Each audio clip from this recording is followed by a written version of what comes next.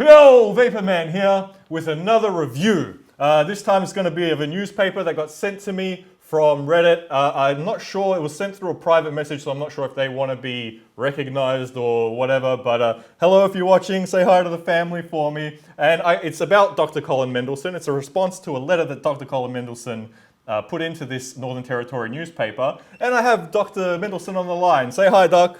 G'day, Vapor Man. So we're going to go through this together because, well, when I'm talking about the horse's mouth, may as well have the horse's mouth speak. So I'm just going to read through the letter and debunk all of the things that are wrong in it. It's from Maurice G Swanson. Am I pronouncing that correct, Doc? Yeah, Maurice Swanson. Yeah. All right. He's actually the chairman of the Australian Council on Smoking and Health, which has a very anti-vaping view. I mean, we support their arguments for tobacco control generally, but the one thing we all disagree on with them is the vaping issue. Well, I agree with them on some of the things in this letter, and I'll go through line by line and we'll find out. So let's cut all the bull and let's get straight to it. So the title of the letter that they wrote in response to your letter was "Vaping is not the answer." Dr. Colin Mendelsohn, in brackets, "Vaping will save lives," the 20th of the 8th, promotes vaping to reduce smoking in the territory by using a litany of misleading arguments and ignoring huge risks to public health. Well, that's just opinion, so we'll let that slide. New Zealand has recently passed legislation to curb the promotion of vaping products, but these legal changes will not take effect for many months. Doc, I thought the exact opposite happened. I thought very recently, before this letter was actually written, that they actually passed laws to make it easier for people to get vaporizing devices or actually make them legal. They did. He's cherry picking the legislation here. The legislation is very supportive of vaping, and it makes it legal and is setting standards and reducing access for children, but it doesn't allow advertising. So one of the things that they've decided in New Zealand is that it's best not to advertise these products, but he's only looking at that aspect of it. And look, that could be a reasonable thing to recommend, because we don't want kids taking up the products, but I think some responsible advertising is reasonable. The letter goes on to say, since 2015, there has been a significant increase in the number of school children regularly vaping, particularly Maori and disadvantaged young people, obviously talking about New Zealand. Doc, my response to that is, well, since the year 2000, there has been a large uptick of children using smartphones. What do you think about that? Yeah, well, look, I think the important issue that he's not mentioning is that there's been a dramatic reduction in the number of kids smoking. So what we think is happening is that vaping, which is far less harmful, is diverting kids away from the lethal alternative, which is a good thing. The letter continues, disturbingly, the decline in the prevalence of smoking among 14 to 15-year-old students has stalled and even begun to reverse. That's a very specific bracket. I'm not familiar with the New Zealand numbers, or I'm not even sure if he's talking about the New Zealand numbers or the Australian numbers here. What do you have to say about that, Doc? He's talking about the New Zealand numbers, and it's quite wrong. I checked the New Zealand numbers, and each year the number of young people smoking is falling and continuing to fall. So that's absolutely wrong. The letter continues, there has also been an epidemic increase in vaping by school children in the US and Canada, where e-cigarettes are easily purchased and promoted extensively throughout social media. Well, there is some promotion going on in social media, I would agree with that, but I've heard about some studies in Canada that have been debunked and have been flawed. Yeah. What are your thoughts on that, Doc? Yeah, look, this epidemic of vaping is just such nonsense. I mean, yes, a lot of young kids try vaping, and they look at that figure that so many kids have tried vaping in the last month. But in fact, what counts is that very few kids who have never smoked become regular vapers, and most use is just experimental. So kids will try it once or twice, they'll use it once or twice at the party each month, and that's pretty irrelevant from a public health point of view. So yes, numbers are increased, but regular users are low, and most of those kids were smokers anyway, to start with. The next part is the question, Doc, so you'll have a chance to answer live. How can it be argued that e-cigarettes reduce harm when they have the potential to addict thousands of young people to nicotine and cigarettes in the future? Now, I don't know of anybody who started vaping and then went on to smoking, but what's your response, Doc? Yeah, look, this is just not evidence-based. In the US, they've analysed the vaping and smoking statistics, and what they've found is that most regular vaping is by kids who already smoke. Kids who have never smoked and take up vaping a tiny percentage of them have symptoms of nicotine dependence. So it's just not happening. One review found that 0.4% of kids who vape, who have never smoked, showed some signs of nicotine dependence. So it's just nonsense. And the alternative is these kids may go on to smoke, which is much more addictive. So I think there's a strong positive here.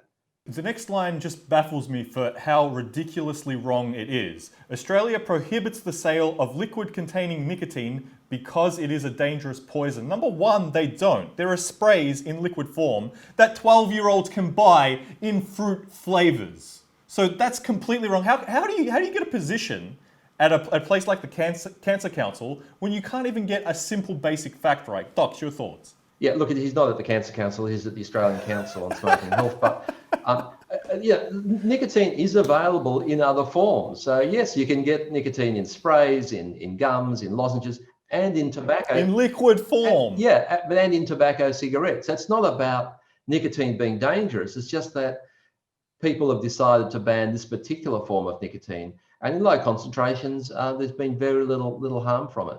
Continuing on with the letter. The Australian Therapeutics Good Administration, the TGA, is the appropriate body to regulate smoking cessation devices and products. However, no e-cigarette products have been submitted to the TGA for approval because there is insufficient evidence for their safety and effectiveness for helping smokers to quit. I'm not sure if that's the reason. From what I've heard, it's very expensive to get these products tested. And if you're a small company, if you're Big Tobacco, no problem. Hey, Big Tobacco can have their jewel and they can pay for all of these things. And I'm pretty sure they would have. I don't know. I'm about to find out. But yeah, your thoughts, Doc. This is a nonsense. E-cigarettes are a consumer product. They're not a therapeutic good, and it's not appropriate for the TGA to regulate them. They should be regulated by the Australian Competition and Consumer Commission as consumer products.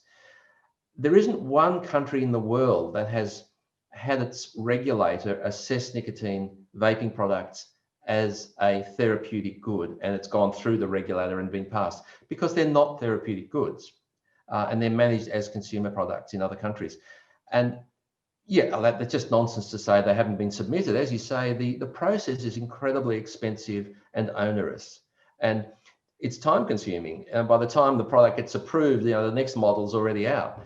So it's not an appropriate way of assessing the safety of these products, and it's unworkable. Okay, continuing on with the letter. And there is increasing evidence that these products are harmful to the heart and lungs. Doc, your response? Yeah, look, in some of the laboratory and cell studies, you can find harmful effects, and that's a concern. But in studies with humans, in fact, we're finding quite the opposite, that lung function, lung disease, heart conditions are improving when people switch to vaping. So that's very misleading. People who have heart and lung problems who vape will find improvements in their health. All right, this next part, I want to respond to Mr. Swanson directly. It is simply untrue to claim that vaping is the most effective way to quit smoking. Mr. Swanson, I'm not saying that it's the most effective way for everybody. Some people may have allergies to glycols, to glycerins, to all sorts of things, to the different metals. I know I seem to have an allergy to nickel, so I just don't use the nickel coils anymore. But for me, the only effective way to stop me not only from smoking but from relapsing is vaping. It's simply untrue that your statement that it's simply untrue to claim that vaping is the most effective way to quit smoking. And Doc knows the statistics on this. What's more effective, Doc? Regular NTR treatments with or without counselling, or vaping? Well, there's no question it's vaping. No question. I mean, we have randomised controlled trials to show it's at least twice as effective as nicotine replacement therapy. And, nicotine replacement really only has very modest outcomes. Vaping is a superior method. And the College of GPs that he refers to in a moment did a review of the studies, and they found that vaping in those studies was at least 70% more effective than nicotine replacement. So he's quite wrong. It is absolutely true that vaping is the most effective way to quit. As Doc mentioned, it goes on to say, indeed, the Australian College of General Practitioners' most recent guidelines on smoking cessation do not endorse vaping as an effective aid to give up smoking. Why would we want to make another addictive and harmful product available in this country? I would counter by saying it's less harmful than the one that you can go onto any street corner, any service station, any supermarket and buy. Doc, your thoughts? Yeah, I agree, and it's less addictive as well. We know it's easier to quit vaping than it is to quit smoking. But he says the College of GPs doesn't endorse it, and it comes down to semantics. Essentially, they do endorse it, but they politically are unable to say, "Oh, we support it." What they've said is, if a patient goes to their doctor, they couldn't quit with other methods, they ask the doctor about vaping, it's a reasonable option. So he's kind of twisting the words a little bit. The College of GPs has said, your doctor could explore this with you if you can't quit with other methods. So that's their attitude, and it's increasingly positive.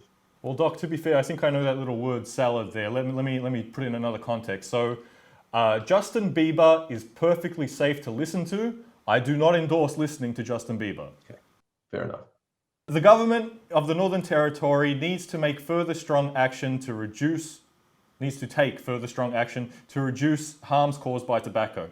They should give priority to the following measures. Let's go through these measures one by one and give our opinions, Doc. Boosting investment in the evidence-based, TV-led public education campaigns. Yeah, well, they work, there's no question about that, but they cost a lot of money, and the government hasn't funded them since 2012. So that's kind of a wish list. And they don't work unless you have effective quitting methods available. So these campaigns encourage people to quit, but if there's nothing that will help them to quit, then they're a waste of time. So, and that's where vaping comes in. You motivate quitting attempts with, say, public TV-led campaigns, and then you provide effective options to help people quit, like vaping. And also, Mr. Swanson, with the amount of things that you've gotten wrong in this letter, I am worried when you say the words evidence-based. Supporting stop smoking programs for disadvantaged communities. All for that. What about you, Doc Mendelsohn? Yeah, absolutely. Yeah, I mean, smoking in disadvantaged communities, the rates are falling more slowly than they should be, and we need to target those groups. So people, Indigenous people, people with mental illness and so on. No, we agree on that entirely.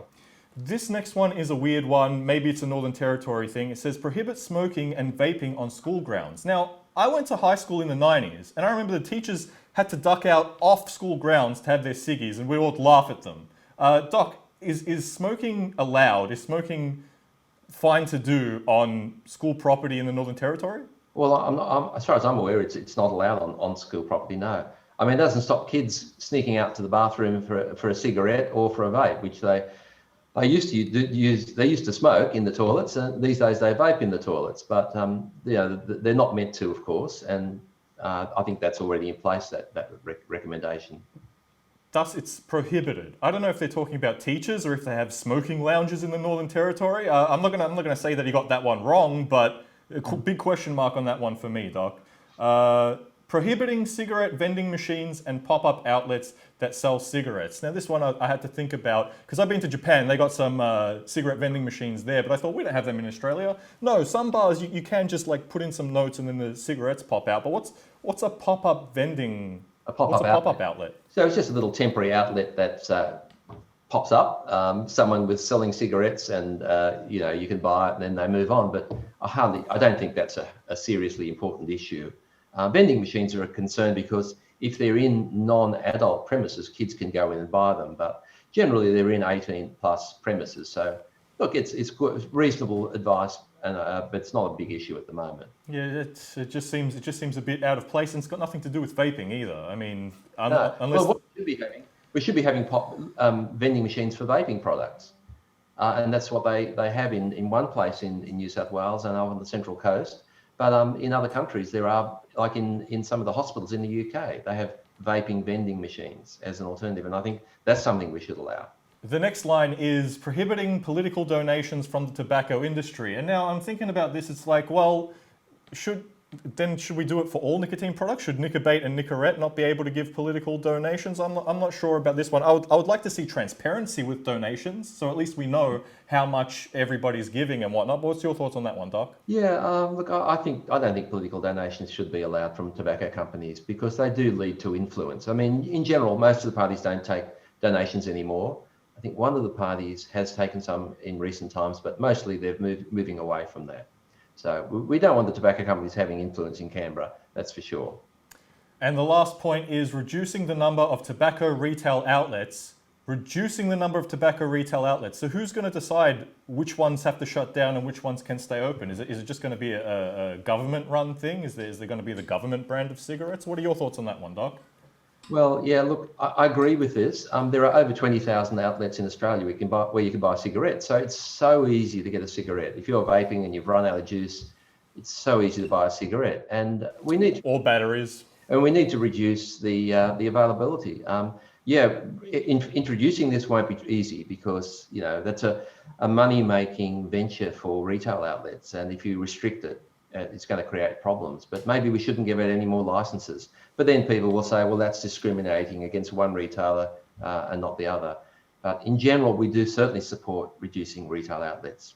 That's one of the biggest problems with nicotine, Doc. Like, if you make vaping illegal, if I can't get my hands on nicotine anymore, I'll quit, but I'll go to a party, I'll be around friends, and if they smoke, I got no chance. Eventually, I'm going to slip up, I'm going to be drunk, I'm going to be in a bad mood, I'm going to be in a stressful situation, and one of my mates is going to be like, here, just have a smoke, and I'm going to accept. And then it's just downhill. It's happened so many times before, Doc.